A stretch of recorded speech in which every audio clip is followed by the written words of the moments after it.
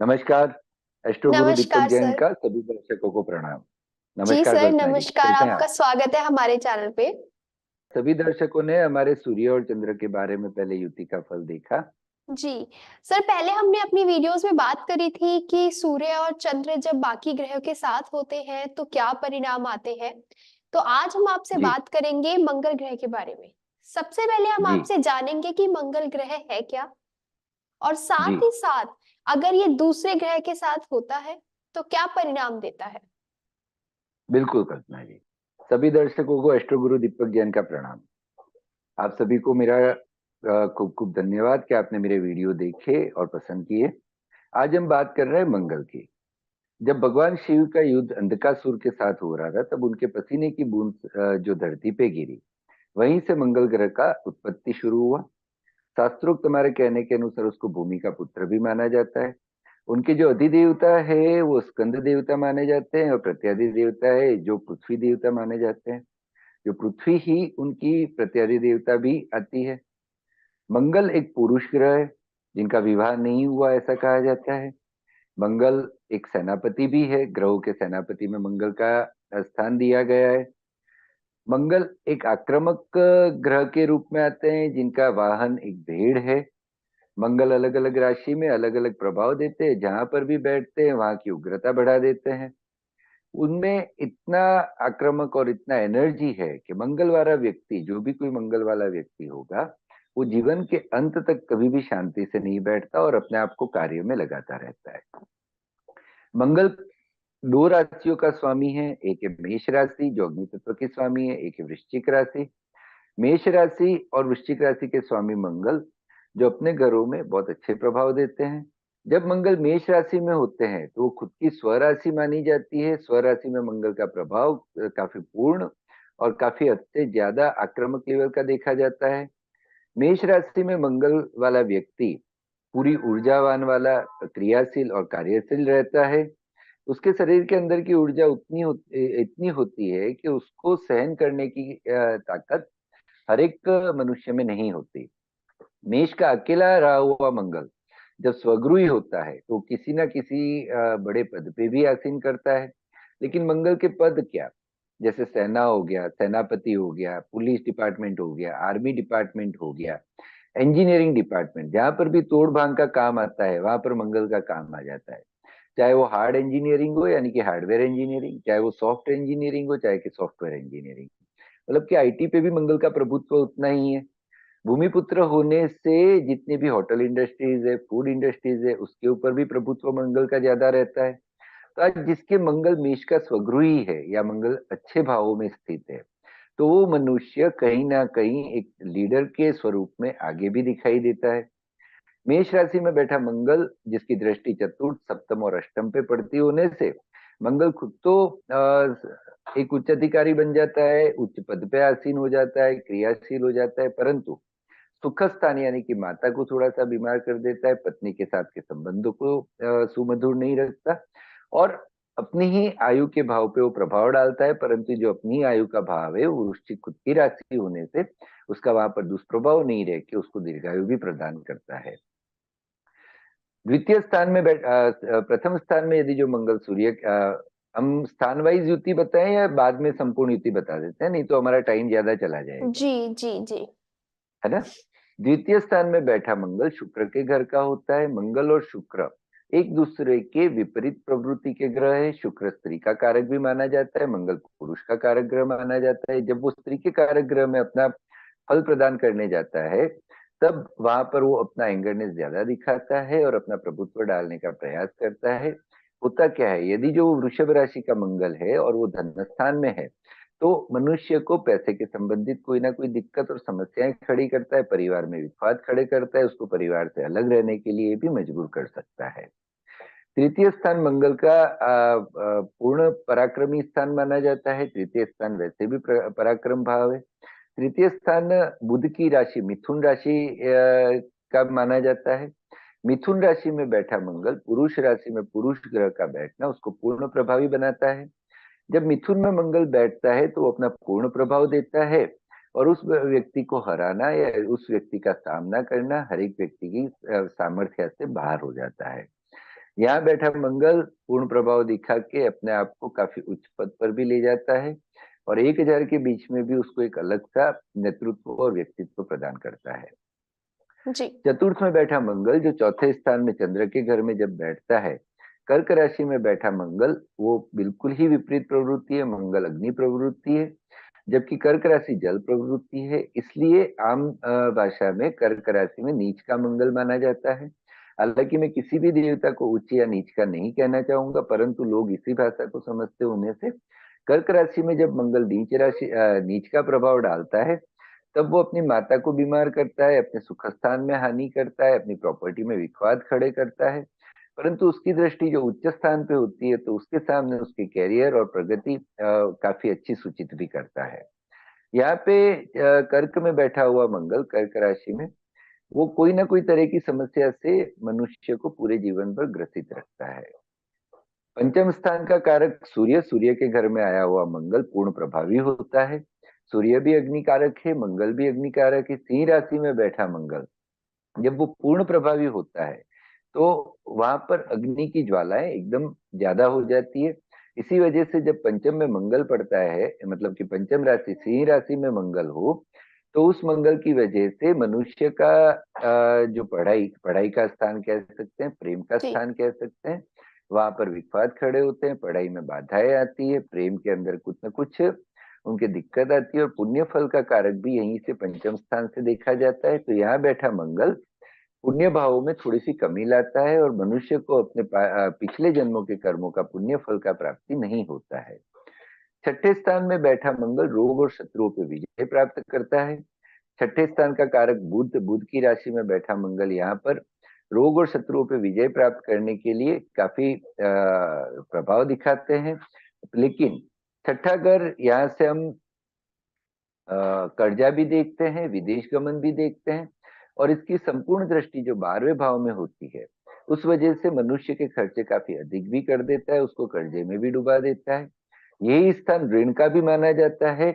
तो यहाँ से ऋण भी देखा जाता है। किसी भी तरह का मनुष्य का ऋण हो, चाहे मातृ ऋण, पितृ ऋण, स्व ऋण, चाहे कोई भी ऋण हो, तो वो यहाँ छठे स्थान से देखा जाता है।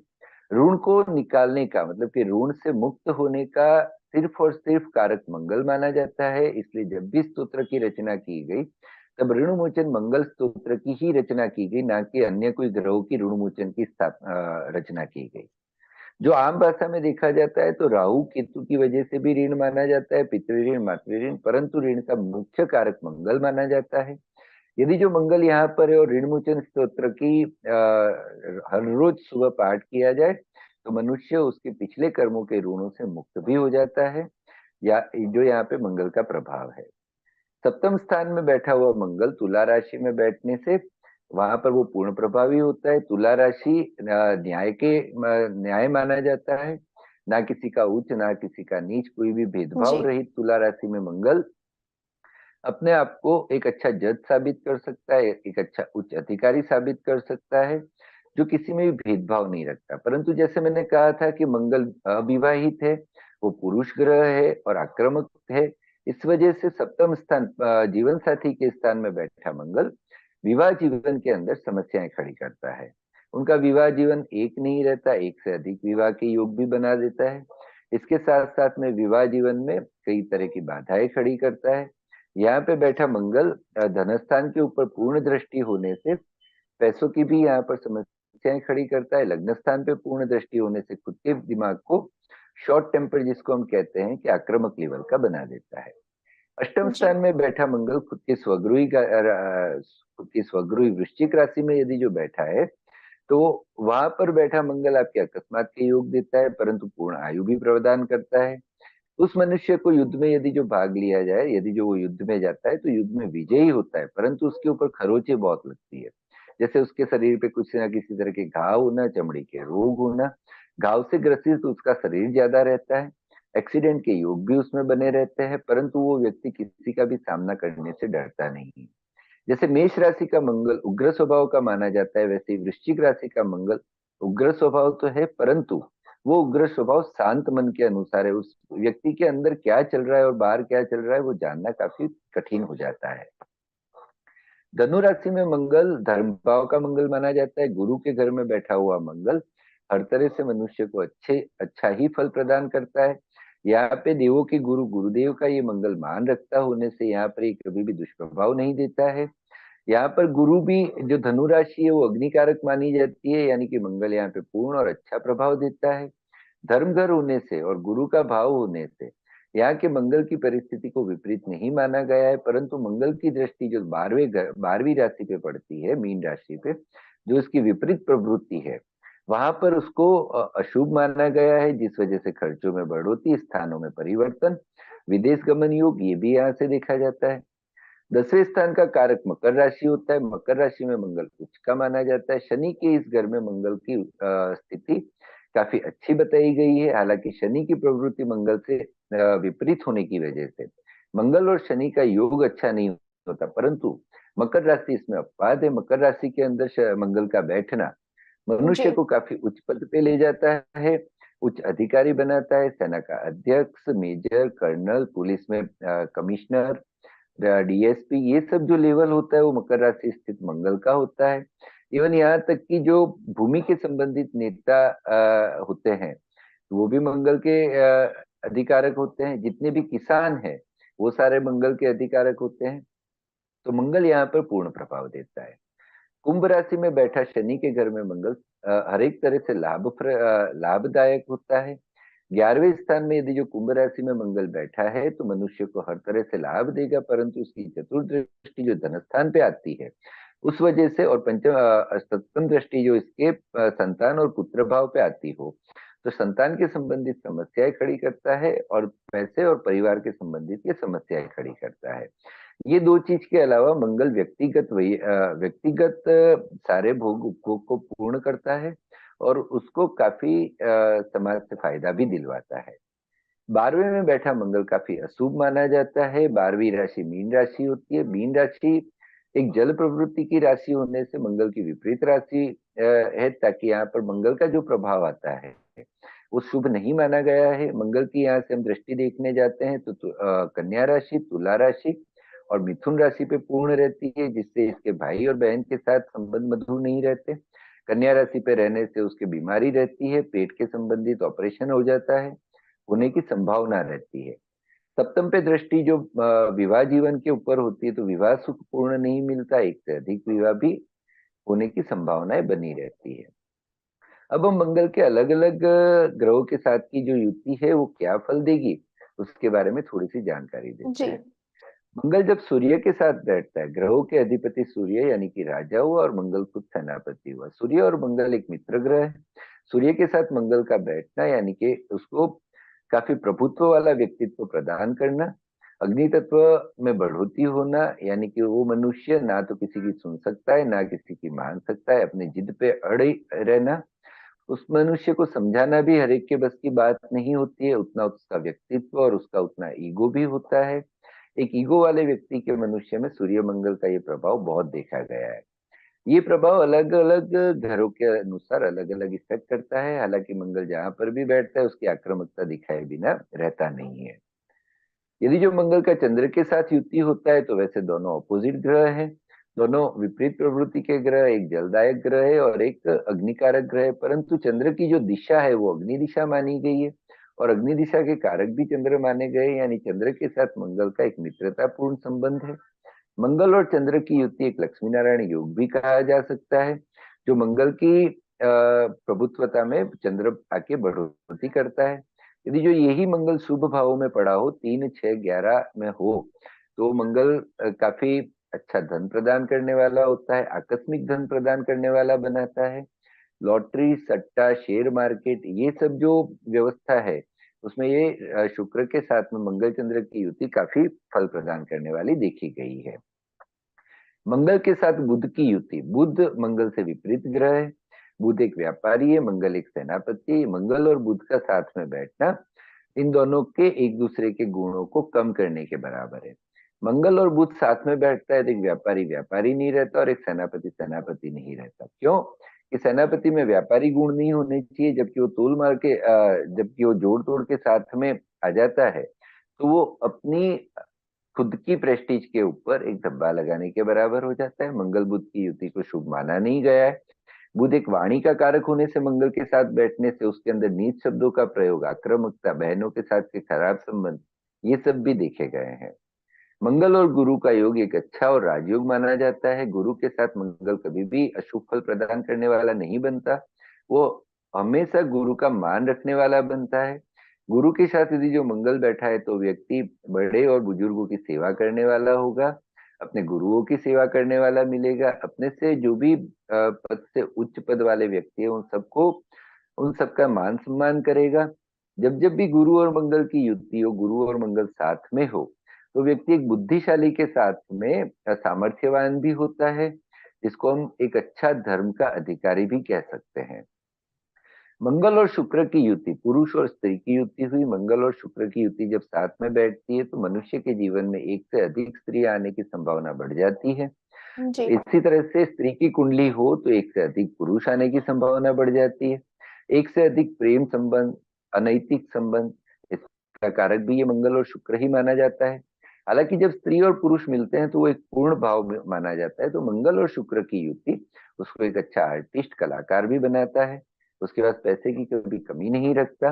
उसके पास कोई ना कोई तरह का आर्ट और कला का भगवान की देन होती है, जो उसके बाय बर्थ, बाय बॉर्न उसके अंदर होती है। परंतु सांसारिक तौर से देखा जाए तो मंगल और शुक्र की युति मनुष्य को अनैतिक संबंधों की तरफ ज्यादा खींच के जो ले जाती है, उससे उसके प्रेस्टीज पे हानि भी होने की संभावना बनी रहती है। मंगल और शनि का योग, ये पूर्ण ही विपरीत योग है। और मंगल शनि जब जब भी साथ में बैठते हैं तो आक्रामकता उस हद तक की होती है कि उस मनुष्य के जीवन में कोई ना कोई तरह की समस्याएं चलती रहती है। जो समस्या शांत स्वभाव की नहीं होती, जिसमें हाथापाई हो सकती है, शस्त्र को उठाना हो सकता है। यदि जो दूसरे ग्रह अच्छे और सिर्फ मंगल शनि की युति कोई ऐसी जगह पे है तो उसको एक अच्छा फैक्ट्री का मालिक भी बना सकता है। जहां पर ऑयल इंडस्ट्रीज और भूमि दोनों साथ में मिलती हो, वहां पर उसको एक उच्च इनकम का स्रोत भी प्रदान करता है। एक कोई डॉक्टर हो तो उसकी कुंडली में उसको एक काफी अच्छा पद भी देता है। जी। परंतु उनके वैवाहिक जीवन में और सामान्य जीवन के अंदर उथल पाथल भी खड़ी कर देता है। मंगल और राहु की युति भी आक्रामक मानी गई है, जिस तरह से शनि और मंगल की युति आक्रामक मानी गई है। राहु और मंगल का साथ में बैठना, उसमें मनुष्य का जो दिमाग, मानसिकता होता है, वो बिना सोचे समझे की आक्रामकता, यानी कि जो बड़े बड़े गैंगस्टर होते हैं या जो नेगेटिव प्रभुत्व वाले जितने भी व्यक्ति होते हैं, जो अपना रुआब जमाने के लिए और अपने ईगो के लिए कुछ भी कर सकते हैं, चाहे सच्चा या चाहे झूठा, वो देखते नहीं। उसमें राहु मंगल का प्रभाव ज्यादा अधिक आता है। ऐसे व्यक्तियों को सिर्फ और सिर्फ सूर्य मंगल का योग वाला व्यक्ति ही उससे छुटकारा दिला सकता है। अदरवाइज राहु मंगल को कंट्रोल करना किसी के बस की बात नहीं होती। केतु और मंगल का यदि जो हम देखने जाएं तो केतु और मंगल दोनों एक ही स्वभाव के ग्रह माने गए हैं। केतु मंगल जहां पर भी बैठते हैं तो उस भाव को पूर्णतया संपूर्ण प्रभावित करते हैं। दोनों आक्रामक ग्रह हैं, यानी वो जिस भाव में बैठेंगे, तो 3, 6 और 11 भाव के छोड़ के जिस भाव में भी बैठेंगे तो वहां पर वो समस्या खड़ी करेंगे। ब्लड कैंसर जैसी बीमारी का कारक भी केतु और मंगल माना जाता है। यदि जो मंगल और केतु जहाँ जिस स्थान में बैठे हो, तो कुंडली के अनुसार वो स्थान जिस स्थान का कारक होता हो, तो उनके परिवार में, उनके घर में किसी के blood cancer, blood clot, blood pressure, ये सारी बीमारी का कारक मंगल केतु माना गया है। मंगल एक ऐसा ग्रह है कि यदि जो व्यक्ति की कुंडली में, ये हमने 9 ही 9 ग्रह, 8 मंगल के अलावा 8 जी। ग्रहों के साथ मंगल की युति का फल आपको दिया। यदि जो हम दूसरी तरफ देखने जाए तो मंगल एक ऐसा ग्रह है, यदि जो मंगल किसी मनुष्य की कुंडली में उच्च का या अच्छे घर में पड़ा है, तो उस मनुष्य को ना वो पूरी खुद की मेहनत पे सब कुछ, स्वबलबूते पे सब कुछ खड़ा करने वाला होता है। वो ना किसी की सुनता है, जिद्दी बहुत होता है, गर्म स्वभाव का होता है, इस तरह का मनुष्य होता है। परंतु वो अपने जीवन में बहुत आगे बढ़ता है। यदि जो इसके विपरीत, यदि जो वो मंगल सही घर में नहीं हो और विपरीत घर में हो, जैसे कि हम देखने जाते हैं, एक तरफ पुलिस है और एक तरफ चोर है। तो पुलिस और ये गैंगस्टर दोनों का काम बंदूक उठाना ही है, लेकिन एक में उच्च पदस्थ मंगल है और दूसरे में नीच पदस्थ मंगल है। तो यदि जो वही मंगल अशुभ ग्रहों का कारक है तो मनुष्य को नेगेटिव प्रवृत्ति की ओर ज्यादा खींच के ले जाता है, और वहां पर भी वो एक नाम वाला व्यक्ति बनाता है। मंगल जिसके भी कुंडली में प्रभुत्व रखता है उस मनुष्य का सामना करना हर एक के बस की बात नहीं होती है। ये मैंने आपको मंगल का राशि वाइज बताया, और एक ग्रह की युति के साथ का बताया। एक आखिरी में एक उपाय सबको बताना चाहूंगा। जी। मंगल को कंट्रोल करने के लिए रोज सुबह उठ के गुड़ खाया जाए, हो सके उतनी रेवड़ियों को दान किया जाए, और ऋण मोचन मंगल स्तोत्र का पाठ हर एक मनुष्य को रोज करना चाहिए, जिससे उस मनुष्य के पिछले भव के कर्मों का कोई भी ऋण हो या इस भव के भव का कोई भी ऋण हो तो ऋण मोचन मंगल स्तोत्र से वो पूर्ण होता है। यदि जो मंगल का कोई और उपाय ना करे परंतु ये तीन चीज को हम व्यवस्थित रोज करते रहते हैं तो मंगल उसका अशुभ प्रभाव कभी नहीं डालेगा। मेरी तरफ से मंगल का विवरण पूरा हुआ। कल्पना जी अब आप बताएं। जी सर, धन्यवाद करती हूँ मैं आपका कि आपने हमारे दर्शकों को मंगल के बारे में इतनी अच्छी जानकारी दी। साथ ही साथ आपने बाकी राशियों के लिए भी बताया। तो इसके लिए मैं आपका जी बहुत-बहुत धन्यवाद करती हूँ सर। आपने अपना समय निकाला और हमारे दर्शकों को इतनी अच्छी जानकारी देते हैं आप। तो सर बहुत-बहुत जी। धन्यवाद आपका। कल्पना जी आपका और एस्ट्रो पाठशाला का एस्ट्रो गुरु दीपक जैन की तरफ से बहुत बहुत धन्यवाद। सभी दर्शकों को मेरा प्रणाम। एस्ट्रो गुरु दीपक जैन की तरफ से आप सभी का दिन शुभ रहे। धन्यवाद। Thank you so much sir.